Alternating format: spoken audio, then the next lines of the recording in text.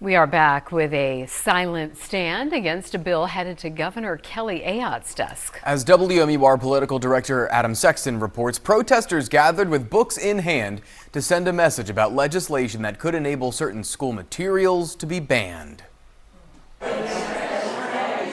Today, protesters staged a read-in outside the governor's office, quietly perusing books they fear could end up being banned via parent complaints if Governor Kelly Ayotte signs Senate Bill 434. Books like Harry Potter and What Makes a Family and Julian is a Mermaid. Some of the books that become the most banned are ones that are just stories about inclusion. They include, perspectives of people who don't look like us. And so it's a little terrifying. If it becomes law, the legislation would require local school boards to adopt and display a policy to be used to address complaints submitted by parents or guardians alleging that certain material presented in school is obscene and harmful to minors. Are any of these books currently banned in New Hampshire? No, none are currently banned in New Hampshire. We've only had a couple instances of book banning in New Hampshire, but the reality is that New Hampshire thrives with, that local control, and we believe these decisions are made best in our communities, not with a sweeping bill that is a process that leads to censorship. The bill's prime sponsor, Senator Tim Lang, says it's unfair to call his legislation a book ban. Not a single book is being banned. The idea being if there are inappropriate books, which might make it past the librarian, might make it past the school board,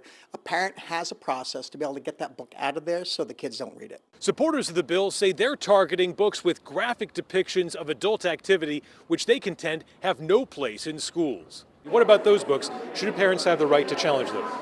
Parents don't want to see those kinds of things for their kids in books either, and I think the reality is that that's not happening. We have laws already, obscenity laws, that cover materials that would have obscene content, so this is really just unnecessary. In Concord, Adam Sexton, WMUR News 9.